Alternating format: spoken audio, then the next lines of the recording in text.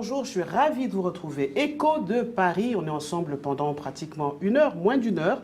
Nous allons parler de la situation en Côte d'Ivoire. Alors, à l'heure où nous enregistrons cette émission, Écho de Paris, eh bien, la Cour africaine des droits de l'homme ordonne à l'État ivoirien de lever immédiatement tous les obstacles empêchant Guillaume Soro de jouir de ses droits d'élire et d'être élu.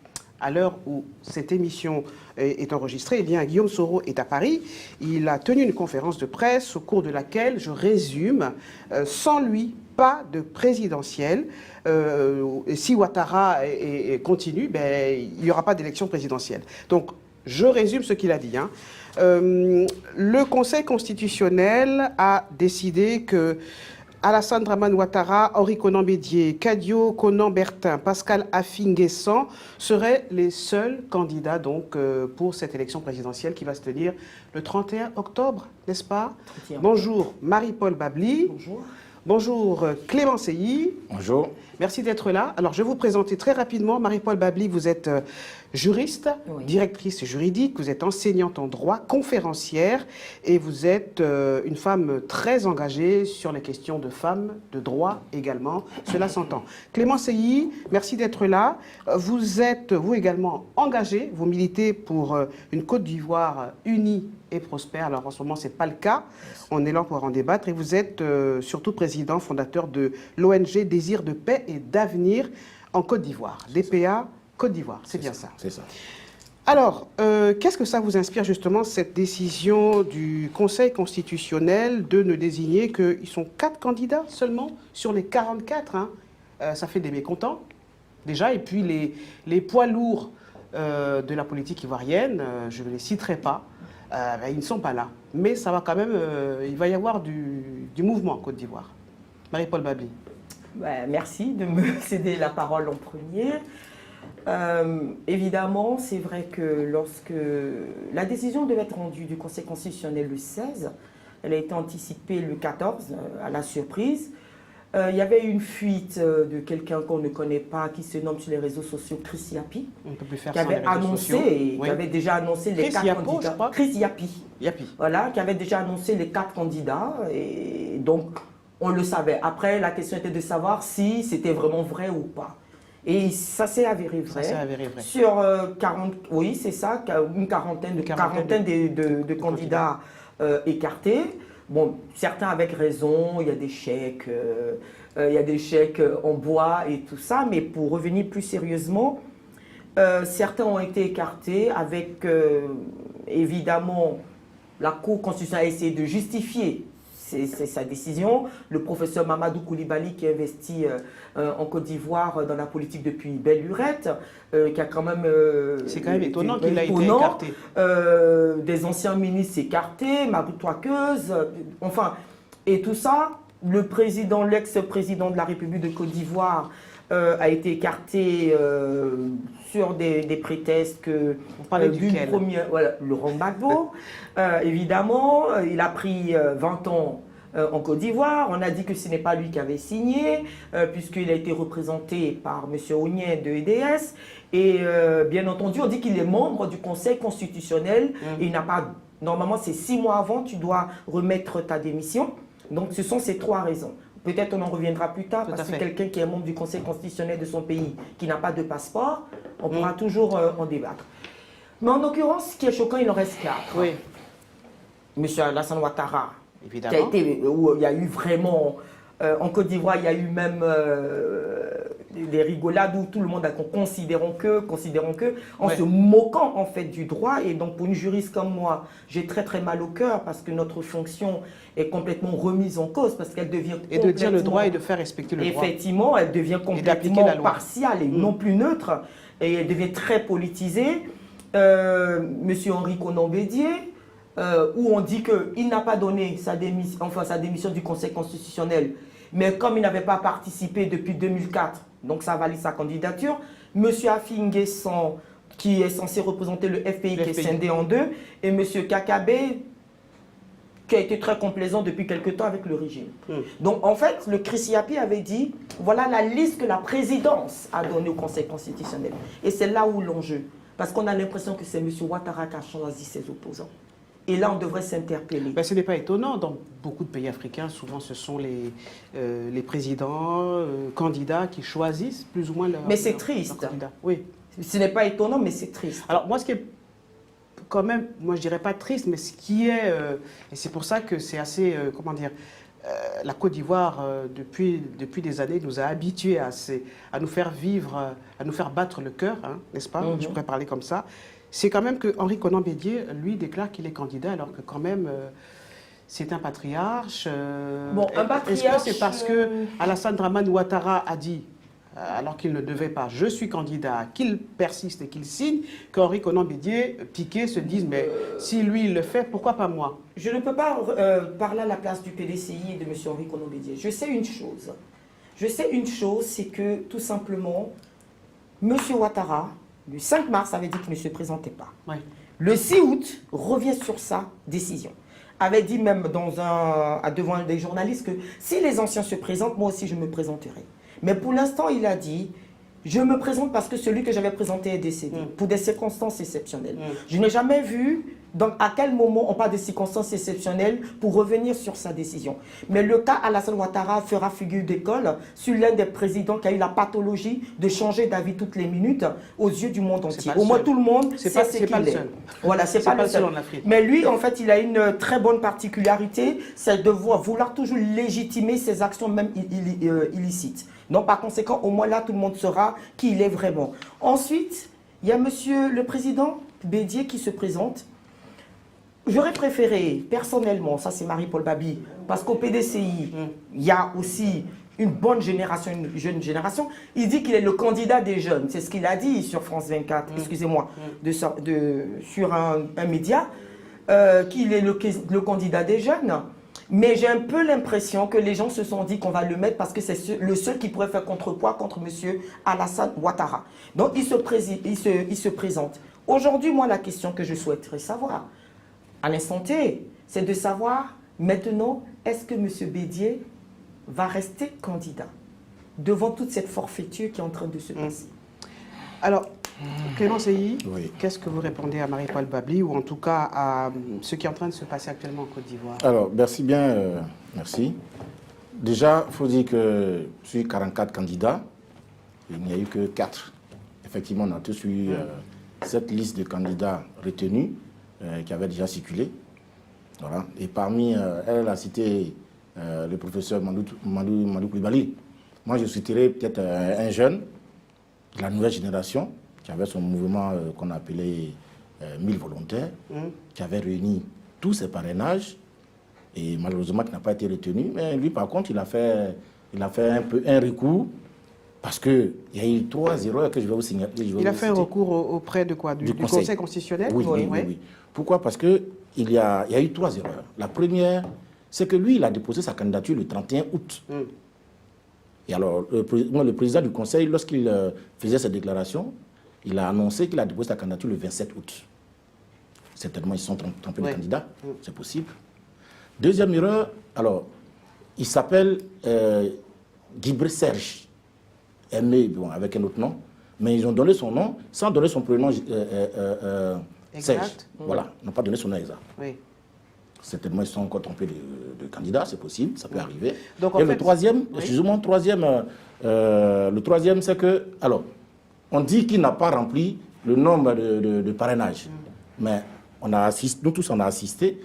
Quand un candidat ne remplit pas cette condition, on l'interpelle. La loi oblige à ce qu'on envoie un courrier pour dire, bon, vous avez 48 heures pour combler ce vide.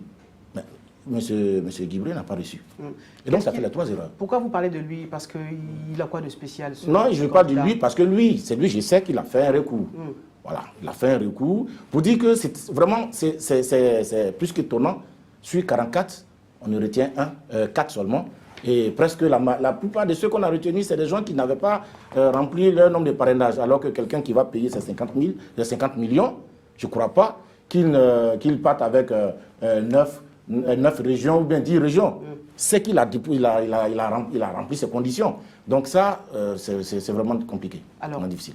Je le disais, et les Ivoiriens nous habituent à cela. Il va y avoir du sport en Côte d'Ivoire, mais pas que. nous craignons qu'il y ait des violences et surtout de la désaffection. Parce que, vu ce qui se passe, est-ce que ça donne envie, je sais que vous vous battez beaucoup pour ça, est-ce que ça donne envie aux Ivoiriens, aux Ivoiriennes d'ici et surtout en Côte d'Ivoire d'aller voter? D'accord. Alors, c'est une très bonne question. Je vais répondre en tant que déjà Ivoirien lambda, président de l'ONG qui milite pour la cohésion sociale et pour la non-violence. Donc, d'emblée, moi, j'écarte déjà cette idée, le côté réaction négative, violente. Mais moi, j'ai fait une analyse. Je me dis, alors, si le président Ouattara, il a éliminé, si c'est vraiment ce que Chris Lapin nous a dit, si c'est lui qui a fait son casting, ça veut dire qu'il connaît ce qu'on appelle les urnes. C'est qu'il a peur de certains candidats dans les urnes. Et donc, il a dû faire son casting et puis il a laissé les 4 qu'il pense pouvoir maîtriser quand ils vont aller dans les urnes. Mais je crois que, pour moi, la nature nous offre aussi une occasion de faire partie toujours Ouattara si on tient à le faire partie. Donc vous estimez que combien d'Ivoiriens peuvent faire pencher les choses? Ben, en fait, bon. ce que je veux dire, c'est que quand je dis la loi nous donne une occasion de faire partie Ouattara, c'est que nous pouvons décider de faire un vote sanction avec un candidat par défaut. Oui, avec un candidat par défaut. Par défaut. Et si ce vote sanction fonctionne, donc Alassane Dramane Ouattara est écarté, il reste combien de candidats et on voterait pour quel candidat? Bah écoutez, moi, il y a Kakabe, oui. Il y a M. Henri Konan Bédié, il y a M. Afin Guessa. Les Ivoiriens, les opposants, les leaders d'opinion peuvent se concerter et puis décider de un. Oui. Chacun, il y a des analyses qu'on peut mener. C'est-à-dire que l'actualité est tellement... En fait, Ouattara, il fait tout, en fait, pour être sur la scène publique, sur la scène politique, au point qu'en fait, la campagne a commencé. On attendait la décision du Conseil constitutionnel, mais lui, il avait déjà commencé donc, des visites la campagne dans les régions. a commencé. Elle était mais finalement, est-ce que, encore une fois, on va élire un candidat en Côte d'Ivoire en fonction de son programme? Et non pas, finalement, c'est les ficelles politiques, c'est les trahisons, c'est les calculs politiques. Finalement, on ne va pas forcément élire le bon candidat pour les Ivoiriens. Oui, mais à la vue vont les choses, oui. On ne parlera plus. Bon, c'est vrai, on ne va pas parler de programme. Parce qu'on va voter. Pour moi, si vraiment on veut que les choses changent, parce que nous, dans notre philosophie, la paix, la réconciliation, qui est un processus, si elle doit vraiment avoir lieu, elle doit avoir lieu avec quelqu'un de nouveau à la tête de notre pays. Quelqu'un de nouveau. Quelqu'un de nouveau à la tête. Quelqu'un inconnu, un jeune, un moins jeune. Voilà pourquoi parmi les candidats, je me suis attardé sur M. Djibré, parce qu'on ne le connaît pas. Voilà, c'est pourquoi j'ai fait un peu de recherche sur lui. Ouais. Mais quelqu'un de nouveau à la tête de ce pays. J'estime que même Kakabe, c'est quelqu'un de nouveau, puisque ça dit, dans tout ce qui s'est passé, ces rébellions, ces guerres, Kakabe n'est pas, on ne le trouve pas dedans. Il s'est même opposé à chaque fois à Bédié par rapport à son acquaintance avec Ouattara.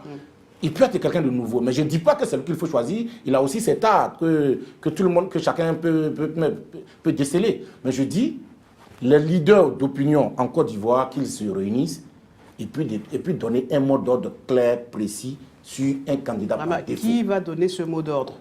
Il peut se concerter.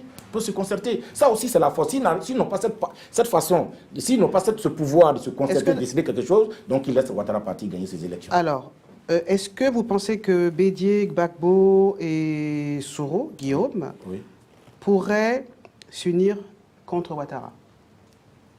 C'est qu'on a. Marie-Paul Babli. Très bien. Très bonne question. Juste un petit aparté, je tenais à dire que le Conseil constitutionnel, quand vous parlez un peu de M. Serge, c'est la même faute qu'ils ont faite lors du prononcé de la date de naissance du président Gbagbo. Ils ont dit 1er janvier 1945. Donc en fait, en l'occurrence, on ne parle pas de la bonne personne. Ça, c'était juste un aparté. Maintenant, est-ce qu'il pourrait... Je tiens à préciser que, par exemple, le FPI et le PDCI ont une plateforme. Et le PDCI et GPS de M. Soro Guillaume sont aussi sur une autre plateforme. Donc déjà, ils sont déjà sur des plateformes où ils collaborent déjà politiquement. Ce qui est triste, évidemment, parce qu'en temps normal, nous qui vivons en Occident, on serait content de dire, oui, normalement, on élit quelqu'un sur son programme. Aujourd'hui, la Côte d'Ivoire ne lit plus sur son programme, parce qu'aujourd'hui, c'est la personne. C'est M. Ouattara, c'est M. Gbagbo, c'est M. Bédié, c'est M. X ou Y. C'est vraiment la personnalité qui incarne la figure de proue, et pas seulement son programme politique. Alors, je crois aujourd'hui que l'opposition hier, EDS, a donné un mot d'ordre. M. Guillaume Soro aujourd'hui également a fait une conférence de presse à l'instant où nous parlons, et de dire que si lui n'est pas candidat, parce qu'il a fait un recours, la Cour africaine des droits de l'homme d'ailleurs a décidé a demandé à ce qu'on le rétablisse sur la liste électorale, et il a bien dit que, en tout cas, s'il ne participe pas aux élections, il n'y aura pas d'élection, ou en l'occurrence, si M. Ouattara devrait partir, le président Ouattara. Au moins où on est tous unanimes, où ils sont tous unanimes, il faut faire partir M. Ouattara. Au moins là, ils sont tous unanimes. Maintenant, comment le faire? Et pour qui? Oui. Voilà, et pour qui? Et avec qui? Parce que... Et là où les enjeux politiques vont se jouer, parce que, je vous dis par exemple, monsieur le président Bédié, qui est celui qui a été retenu sur la liste, M. Soro n'est plus candidat pour l'instant. On verra s'il y a recours ou pas. Donc normalement, il dira, je suis sur une plateforme avec toi, demande à tes partisans de voter pour moi. FPI, bon, je parle du FPI du côté Gbagbo, parce que FPI est scindé en deux. Donc, M. Laurent Gbagbo, tu n'es pas candidat, donc demande à tes partisans. Donc lui, il estime, si vous demandez à ce que tout le monde, des Ivoiriens, vote pour quelqu'un, pour sanctionner le vote sanction, normalement, les gens voteront pour M. Bédié. C'est ce que nous entendons d'ailleurs. Je voterai pour M. Bédié, même si je ne suis pas de la même obédience que lui. Le seul problème, lorsqu'on tient les rênes d'un pays, lorsqu'on a fait une campagne pour dire, en Côte d'Ivoire, on dit un coup KO, c'est-à-dire au premier tour, je vous bats. Lorsque je gagne. Lorsque la CEI vous appartient, lorsque le Conseil constitutionnel elle penche de votre côté, lorsque vous tenez les urnes, lorsqu'il y a des fraudes électorales, déjà, même au moment des recensements, de pouvoir s'inscrire, les inscriptions pour pouvoir voter. Lorsque déjà, même le PDCI, par le biais de son porte-parole, relève qu'il y a des gens qui sont nés en 1850 qui sont sur la liste, des morts qui sont sur la liste, des personnes qui se sont inscrites sur 8 départements entiers, qui sont dans toutes les villes. Donc on sait déjà qu'il y aura fraude. Donc imaginez-vous que même 90% des Ivoiriens votent pour M. Bédié. M. Alassane Ouattara se proclame président parce qu'il a la machine. Saura servir à quoi? Je pense que, en tant que citoyenne aujourd'hui, je pense que c'est vraiment important de mettre son ego quelque part et de décider maintenant comment est-ce qu'on va faire partir M. Ouattara. Et normalement, par un vote sanction, ça aurait été la logique, mais M. Ouattara passera. Quelle est l'autre alternative? Oui, mais ça, c'est compter sans... Il a quand même des partisans, monsieur. Non, Madame Dieki, je vais vous partisans. Non, Madame Dieki, je vais vous répondre. C'est très simple. Oui. Monsieur Ouattara est une forfaiture. J'assume mes propos. Forfaiture ou pas, monsieur Ouattara il a des partisans. Pour gagner, monsieur Ouattara est membre du RHDP. Le RHDP, c'était le PDCI qui est le plus grand parti. Et il a fait une coalition avec tous pour passer, si encore faut-il, tout le monde se souvient comment il arrive au pouvoir. Donc aujourd'hui, le RHDP est disséminé. Le PDCI est parti. C'est Soro Guillaume qui le tenait, est parti. Tous ceux qui l'ont soutenu sont partis. Monsieur Mabri Touakeuse, tous ces gens ne sont plus là. Monsieur Ouattara gagne avec qui? Clément. Alors, monsieur Ouattara représente très peu. Il a des partisans qui, normalement, ne devraient même pas voter dans le pays. Mais il gagne avec qui? Alors, je vais marquer une petite pause pour expliquer un peu comment fonctionne Écho de Paris. Donc, c'est la saison 2.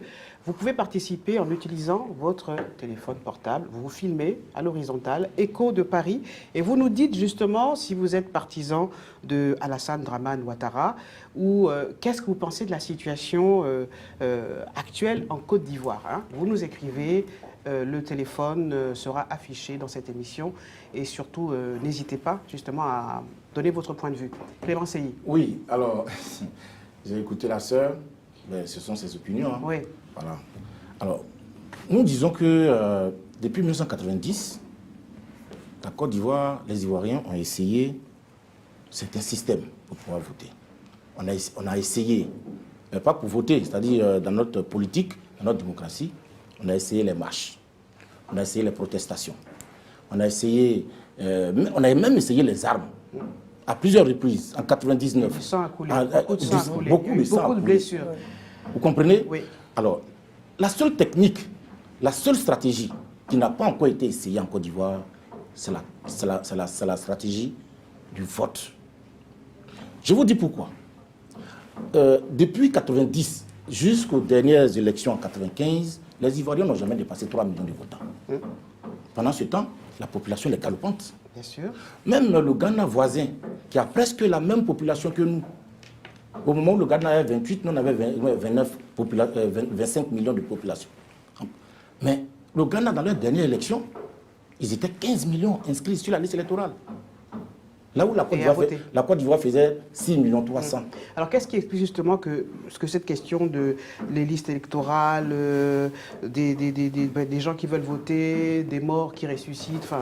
Oui, mais je vais arriver là, madame, oui. Je vais arriver. Je vous dis, celui qui a perdu les élections au Ghana les a perdues avec 4 millions, là où toute la Côte d'Ivoire est venue fait 3 millions. Je pense que cette technique-là, qui est aussi une forme démocratique légale, qu'on l'essaie une fois. Oui. Qu'on l'essaie une fois. Tout à l'heure, elle a parlé de la CEI qui est aux ordres et tout ça. Vous savez, la Côte d'Ivoire, quand elle a commencé, en 90 et en 95, c'était le ministère de l'Intérieur qui organisait les élections.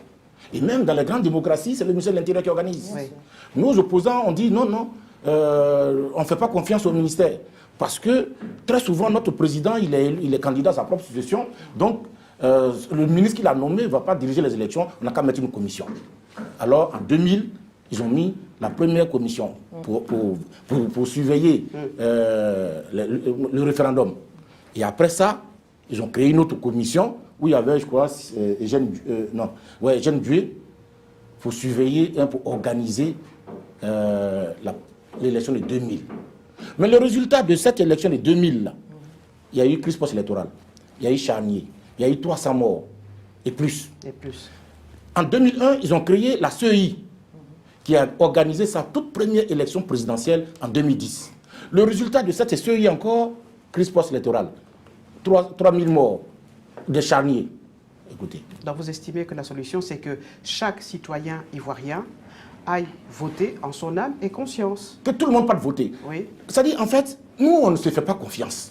Nous, c'est qui? Nous, Ivoiriens. Oui, nous, Ivoiriens, je n'enlève personne dedans. On ne se fait pas confiance. Cette nouvelle CEI qui est arrivée, elle n'a même pas encore organisé une seule élection. Même l'élection locale, elle n'a pas encore organisé. Tout le personnel a été renouvelé.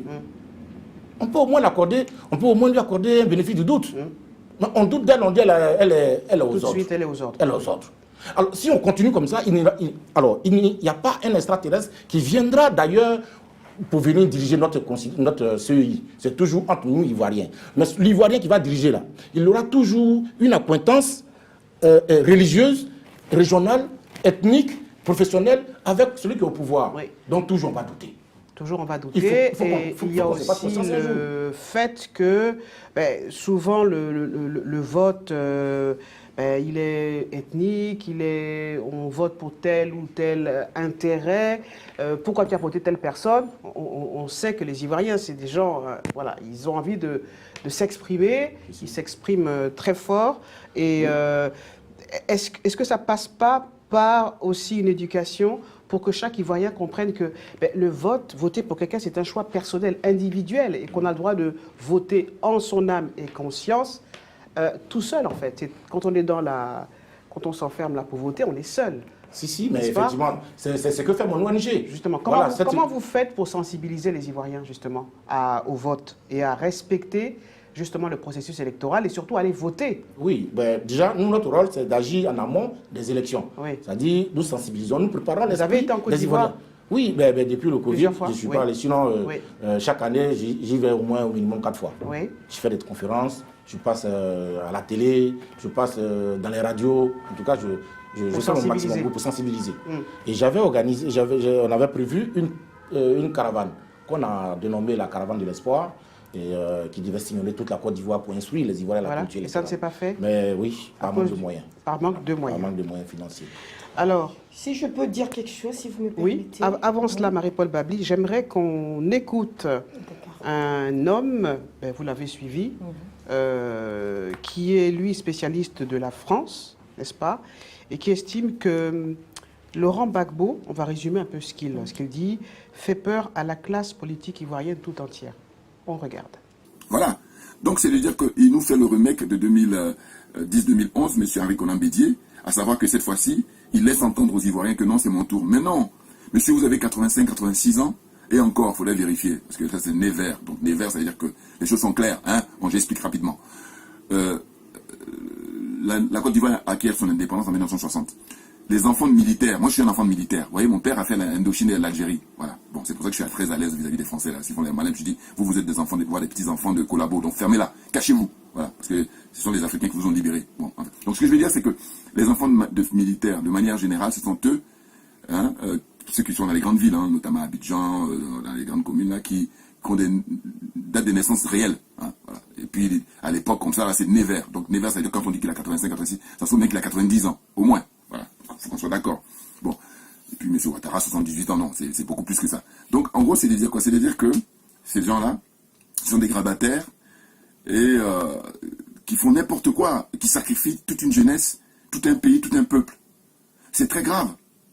Avec un Finguessan, là. Et à chaque fois que je vois un Finguessan, je ne peux pas m'empêcher de penser au gore qui en veulent à M. Mamadou Koulibaly. Ça me met hors de moi. Mais bien entendu, qu'est-ce que c'est que ces gens-là? C'est de l'escroquerie et rien d'autre. N'importe quoi. Et puis d'ailleurs, pourquoi le président Gbagbo ne s'exprime pas? Moi, je trouve que Blé Goudé parle trop. Voilà. Il doit modérer. Parce que, voilà. Mais lui, c'est la prochaine génération. Parce que de sa génération à Blé Goudé, il est le plus performant. Il est le plus, comment dire... voilà. En fait, chaque génération a des gens qui sont au top. Lui, il est au top pour sa génération. C'est pas un Guillaume Soro, là, qui est à l'origine aussi de tout ce qu'on est en train de vivre. Je dis, pourquoi Guillaume Soro vit en France? Pourquoi il ne va pas vivre en Australie, au Canada, en Argentine, en Nouvelle-Zélande, que sais-je encore, hein, même aux États-Unis. Mais pourquoi il est en France? Mais il est en France simplement parce que il ne veut pas vider son sac. Il est toujours dans l'arrangement avec les Français. Et puis d'ailleurs, lui, il a un passeport, que je sache, monsieur Soro. Hein, Soro Guillaume, il a un passeport. Pourquoi il ne rentre pas? Parce qu'à la limite, on dit le président Gbagbo n'a pas de passeport, d'accord. Mais pourquoi il ne rentre pas? Ben oui, si tu n'as rien à te reprocher, vas-y, rentre. En train de faire tout l'argent qu'il a volé là, aux Ivoiriens, en train de dépenser dans la communication à mort, à mort. Mais c'est là où ça fait mal au cœur, et puis bon, c'est là où le bas blesse. Mais bon, on me dira, c'est la loi du genre. Bon. Donc, là, on est dans une situation où la question qu'il faut se poser, c'est de dire, est-ce que le peuple ivoirien veut prendre l'exemple sur le Mali, sur le peuple malien? Est-ce que le peuple ivoirien veut sortir de la servitude volontaire? Est-ce que le peuple ivoirien veut, là, en 2020, prendre sa liberté, prendre son indépendance et prendre surtout sa souveraineté? J'exige, comme d'habitude, au préalable, la fermeture de toutes les bases militaires françaises en Afrique en général, en Côte d'Ivoire en particulier. Parce que la base militaire de Port-Boué, comme vous savez très bien que M. Félix Houphouët-Boigny, il a tout donné aux Français. Et là, récemment d'ailleurs, au mois de décembre dernier, M. Ouattara, pareil, il a même encore enfoncé le clou en donnant encore plus de terrain à la base militaire Bima, là, à Abidjan. Mais pourquoi? Mais parce que c'est donnant-donnant. Hein. Ces gens-là sont là pour assurer sa sécurité, et donc il est bien naturel que, il leur fasse des grâces. C'est clair. Hein. Donc c'est la raison pour laquelle, quand on a compris, on demande la fermeture définitive de toutes les bases militaires françaises. Et je dis d'ailleurs que le service que les Français, l'oligarchie, enfin il ne faut pas nous rendre ces sérieux, mais je veux dire que, là je parle aux Français moyens, aux Français lambda, c'est-à-dire que laissez les Africains régler nos problèmes entre nous.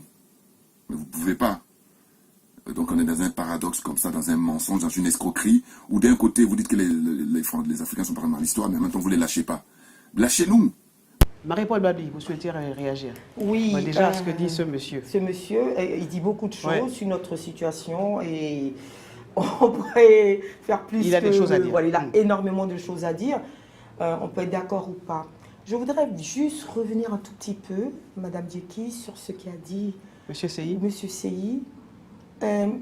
En fait, je suis heureuse d'entendre ce qu'il dit parce que je rêverais d'une Afrique qui respecterait les élections. Souvent, on parle avec beaucoup de passion, donc on a l'impression qu'on penche pour un camp ou pour un autre. Ce n'est pas le cas. Pour que ce soit la Côte d'Ivoire et l'Afrique en général, je rêverais d'avoir des institutions fortes qui va cadrer tout ce que... et éviter ce chaos dans lequel nous sommes en train de faire. Monsieur, les élections, vous avez dit, avant, il n'y avait pas d'élection. Bon, déjà, on a eu un président qui est resté 33 ans. Vous faites Boigny. Je l'ai mis à 90. Voilà, en 90. Donc, des premières élections officielles, on peut dire, en 90, comme monsieur, voilà, le multipartisme. Et voilà, après, il y a eu ce qu'on a eu. Après, il y a eu 95, un peu tendu, mais ça s'est fait quand même. Et bien sûr, 2000, et voilà, 2000, etc. La CEI, Commission électorale indépendante. Ce mot, j'y tiens. J'y tiens. Pour ce qu'on doit être indépendant et neutre. Si cette CEI, normalement, on a mis des règles pour la composition de cette CEI et que même ces règles-là ne sont pas respectées, bien sûr qu'on n'est pas dans l'illusion, il y aura forcément des accointances avec le gouvernement. Mais au moins, s'il y a un équilibre, les gens ne seraient pas toujours là à vociférer. Mais déjà, quand la base même n'est pas respectée, il y a un problème. Alors, quelle est la base qui n'est pas respectée? Mais le problème, c'est que si on veut, c'est parce que c'est comme ça pour l'instant. Comme disait M. Seyi, je pense Voilà. que le point de départ, c'est d'abord de... On demande des personnes de l'opposition, un peu des le bénéfice du doute voilà. pour ce Conseil constitutionnel. Ce qu'on a mis comme des règles, nos propres règles ne sont pas respectées. Non, mais d'abord, il faut déjà... Bon, voilà. Oui. Moi, je pense que c'est vrai que quand on utilise la même chose Oui. et que ça ne marche pas, peut-être qu'il faut faire autre chose. Mais Et la base, c'est de se dire, Diki. OK, on va arrêter de vouloir toujours se défendre et on va se calmer. Et si on faisait un petit peu confiance à nos institutions, juste un peu, pour déjà qu'il y ait moins de tension. Mais le problème, c'est que quand vous dites sans faire confiance, Oui. quelles institutions? Je suis en train de vous dire que nos institutions, justement, le Conseil constitutionnel, j'étais l'une des premières à dire ne vous agitez pas. Il y a encore le Conseil constitutionnel. Excusez-moi, je ne vais pas rabâcher en quoi il n'a pas fait son travail? Mais en quoi il n'a pas fait ce travail? Madame, nous avons une constitution et il est le garant de cette constitution. Oui. Si la constitution dit que normalement ce monsieur ne doit pas faire des mandats et que eux-mêmes, même celui qui a parlé, est passé sur tous les médias pour dire que ce monsieur n'avait pas le droit de se représenter et qu'aujourd'hui ils sont obligés par des détours de pouvoir justifier l'injustifiable, qu'est-ce que vous voulez que les gens disent? La seule solution que propose M. Seyi, il faut voter. C'est que par rapport à cette situation, OK, mais la seule façon de changer la donne, Oui. c'est que les Ivoiriens, de façon consciente, aillent aux En urnes. 2010, monsieur, et vous qu'ils pouvez aillent attester que voter. les gens ont voté, n'est-ce pas, en 2010. Après, il y a eu ce qui s'est passé. En je peux vous 2020, expliquer, hein. bien, en 2020, aujourd'hui, les gens se sont enrôlés. Les gens veulent voter parce que l'enjeu était... En tout cas, au présidentiel. Mais vous parlez de vote. Il n'y a pas eu des élections de députation qui ont été contestées récemment? Des élections de conseil régional qui ont été contestées récemment? Alors déjà, vous voyez que même dans les élections, d'accord, de députation, il y a déjà des problèmes. Parlons maintenant des présidentielles. C'est pas cette CEI. Hein. Bon, C'est pas cette CEI. mais rien que là-bas, c'est pas la même cette CEI. CEI. Je suis d'accord avec vous. Je Mais n'ai pas encore déjà, organisé on de se seule conforme élection. à ce qui s'est passé avant. Donc même pour des élections de ce niveau, on a des problèmes. Imaginez-vous pour les présidentielles. Ensuite, vous voulez que les gens votent. Il n'y a pas de problème. Les gens, beaucoup sur les réseaux disent qu'ils vont voter. De toute façon, après, ils vont savoir quel candidat. Chacun est libre. On n'est pas là pour influencer. Moi, ma question, monsieur, toute la Côte d'Ivoire sort pour voter. Enfin, ceux qui ont le droit de voter, bien sûr, qui sont inscrits. Et que maintenant, demain, on dit, voilà le nombre de votants, voilà le résultat. Monsieur Ouattara dit qu'il a gagné. Monsieur Bédier dit aussi qu'il a gagné. On connaît le scénario. Parce que ce scénario va se passer. Ça va Maintenant, se vous passer. allez dire quoi? Ils ont voté, après, qu'est-ce qui se passe? Voilà, c'est la question Alors, que je vous pose. c'est quoi la solution? Bien. Ce serait quoi?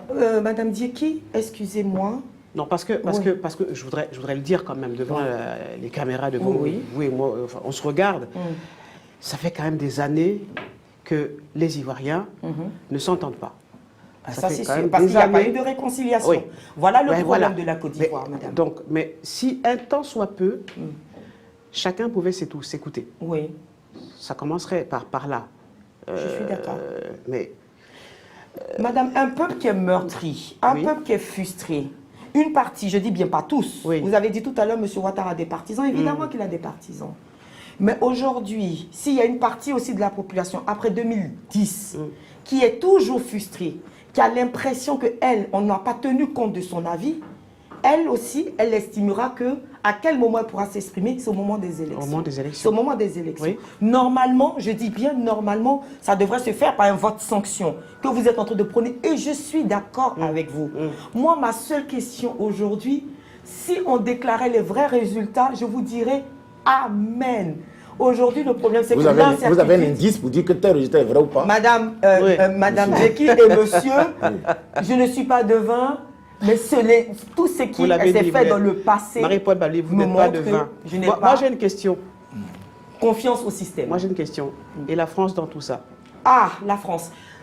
Vous me laissez 2 minutes, je vous passe la parole, parce que je suis très cordiale comme Oui. femme, même si je parle beaucoup comme une femme. Pour M. Laurent Gbagbo, évidemment qu'il fait peur. On n'a pas voulu le faire rentrer. Moi, j'ai dit, et la France dans tout ça? C'est ma question. Et la France dans Oui. tout ça. Bien. Certains candidats, enfin, M. Soro Guillaume, tous ont interpellé M. Macron qui avait félicité M. Ouattara en mars lorsqu'il a dit qu'il ne se présentait pas. Il voulait savoir quelle était la position de la France. Ça, c'est clair. Et il est clair que la France a des enjeux très importants en Côte d'Ivoire. Donc, évidemment, ça, je laisse aux politiciens. Il y a sûrement des négociations qui se font avec certains politiques. Maintenant, font. est-ce que ça la France encore, puisque quand ça arrange, parce qu'en 2010, on a demandé Non, mais l'intervention de la moi, je vous communauté pose la internationale. question parce que, pour une fois, Oui. personne, là, sur ce plateau, n'a parlé de la France. Ben, on J'ai n'a pas parlé de l'impression la France parce qu'on que n'avait pour pas une posé fois, la question sur la la France, on a l'impression que la France se dit, ben, écoutez, oui, mais nous, vous gérez ça entre vous. On a l'impression. Oui, Clément Seyni. Alors, juste en quelques secondes, je dirais que Laurent Gbagbo, en Côte d'Ivoire, c'est un homme public. C'est le politicien le plus populaire en Côte d'Ivoire. Ça, ce n'est pas un débat. Donc, on ne revient pas dessus. Alors, la France, cette question, moi, elle me dérange. Pourquoi? Parce que, je prends juste l'événement récent, en 2010, la France, on sait ce qu'on a dit de la France. Oui. Aujourd'hui, quand je vois des politiciens avérés de Côte d'Ivoire qui écrivent à la France pour dire viens intervenir, je suis sidéré. Il faut être conséquent dans la vie. Mais Il faut être conséquent. Pourquoi appeler la France? Mais il faut qu'on soit à même de gérer nos affaires. Bon, ce que je voulais vous dire aussi, vous savez, notre opposition, vous savez, Laurent Gbagbo, en 1995, il a fait un boycott actif avec le président Ouattara. Mais après l'élection, il est allé aux élections législatives. Parce que ce n'est pas qu'à la présidence que se passent les choses. Les vraies choses se passent à l'Assemblée nationale, seulement on vote les lois. Mais une opposition qui passe tout son temps à dire je ne vais pas au législatif, je ne vais pas au législatif. Présidentiel, tu peux te fâcher, mais au législatif, où on vote les lois. Mais quand tu respectes tes institutions... donc, ce que vous êtes en train de me dire, ce que j'entends, c'est que M. Ouattara va être candidat, il va peut-être l'emporter, on va dire à 80%, et puis il y aura une contestation, et puis les Ivoiriens vont encore sortir dans la rue. Vraiment, je touche du bois pour que ça ne se passe pas comme ça. On ne voudrait pas, ça c'est Il certain. ne faut pas. Donc, quelle est l'alternative? Ce sera ma question de fin. Quelle est l'alternative? Sinon, si on pouvait sortir de ce schéma qu'on connaît depuis des années et emprunter une autre route, ce serait lequel, Marie-Paul Babli? Moi, je ne souhaiterais pas qu'il y ait élection cette année. Ça, c'est ma position. Enfin, là, dans le contexte... Oui, mais est-ce que ça ne serait pas remettre à plus tard ce qui va forcément arriver? Il faut... Là, je peux vous dire que... moi, j'étais en Côte d'Ivoire avant le Covid. Oui. Le pays était déjà sous tension. Alors là, j'imagine. En tout cas, chacun a ses parents. Donc, quand on appelle vraiment, le pays est tendu. Maintenant, pour moi, pour qu'on mette un peu bas la terre, pourquoi mettre bas la terre? Il ne faudrait pas élection. Et en fait, d'autres appellent ça transition, si c'est le terme adéquat en matière politique. Mais en fait, il faudrait vraiment réfléchir pour aller à une autre forme d'organisation. Ça, c'est moi ma position. Je ne veux pas de 2010 et je ne veux pas de 2010 en Côte d'Ivoire. Personne, on a tous des débats. Personne ne veut de 2010 en Côte d'Ivoire. Mais lorsque les choses, quand on regarde comment les choses se présentent aujourd'hui, qui a le dernier mot lorsque sa souveraineté et le droit qu'il a donné à quelqu'un de le représenter est remis en cause? C'est le peuple. Le peuple seul décidera comment est-ce que les choses devront être rétablies. Et moi, je donne au peuple de Côte d'Ivoire qui a été toujours assez fin, au moment où on ne l'y attend pas, de prendre son destin en main. Clément Seyni. Alors, Moi, je ne dirais pas pas d'élection. Vous savez, dire pas d'élection, transition, ben, quelqu'un qui a été élu... Pour l'instant, je oui, viens de dire. d'accord. Quelqu'un qui a été élu démocratiquement, bon, si je le dis démocratiquement, en 2015, Oui. voilà, il a la fin de son mandat, on dit de faire gouvernement de transition, il n'y a pas d'élection et tout ça, mais c'est toujours s'aimer les graines. Ça va compliquer les choses. Voilà. Donc, moi, je dis la solution, c'est de dire à chacun de se préparer un mot d'ordre précis, qu'on se mette d'accord sur un candidat, que ce soit Fi, que ce soit Bédié, que ce soit Kakabé. Voilà, si on est conséquent à nous-mêmes. Parce que ce que je suis en train de voir, est-ce qu'on veut vraiment que Ouattara parte? Ou alors c'est la manière dont Ouattara doit partir, là, c'est ça qui est important. Parce que si c'est la manière dont Ouattara doit partir qui est important, ben, on peut faire les marches, on peut faire les casses. Mais si c'est pour que Ouattara parte, je suis confiant que un vote, une révolution des urnes avec un candidat par défaut, ça peut prendre le président Ouattara à contre-pied. Voilà, et ce sera le mot de la fin. Je remercie Marie-Paul Babli et Clément Seyi d'être venus nous partager leur point de vue sur la situation en Côte d'Ivoire. Moi, j'ai un seul mot à dire, peuple ivoirien de Côte d'Ivoire, de la France, de partout dans le monde, surtout, eh bien, allez voter. Vous avez le droit de voter. Et surtout, aucune élection ne mérite qu'on y perde la vie. Voilà, c'est le plus important, moi, c'est ce que j'ai envie de vous dire. Je vous remercie d'avoir regardé Écho de Paris. On se retrouve très prochainement. C'est sur Vox Africa. Et surtout, n'oubliez pas de nous envoyer en vidéo vos points de vue et vos commentaires. Je vous dis à demain et bonne fin de soirée. Merci. Merci.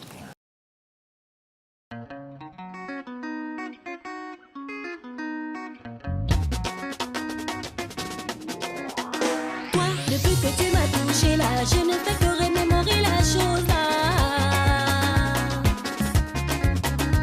Je ne dors même plus la nuit à cause de l'affaire là que tu m'as montré là. Je suis maintenant bloquée là, je ne veux même plus rentrer chez moi. Toutes mes pensées sont dirigées là-bas. Maintenant là, je fais comment?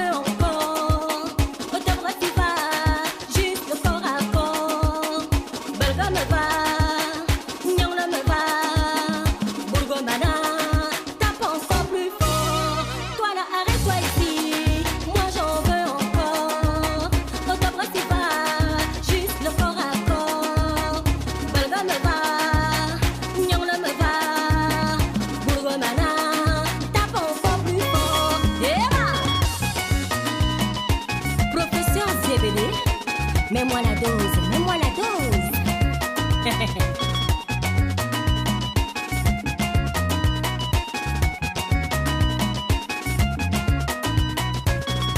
Mais tu pensais que tu allais me faire ça comme ça de là à là et puis passer à autre chose? Mon gars, tu as menti. Je vais te montrer ce que le chien a vu en Zanayon. Tu va me soulever. Olivier Enogo, Mungala Choba, Serge Fato, Jarel Sika, Maurice, Placide, Espoir Pepa, Ronis Nabillon, Rodriguez, Kyriel Dange, EJP Moudjalou, Morgane Barès, Monsieur Solo.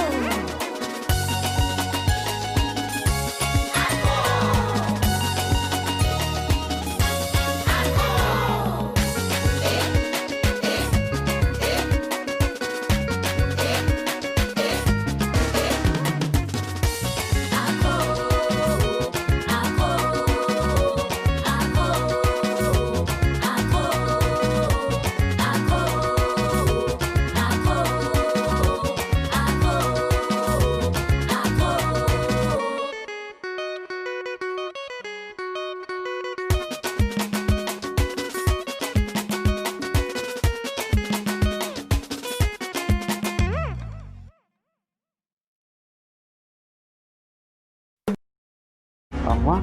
Au revoir.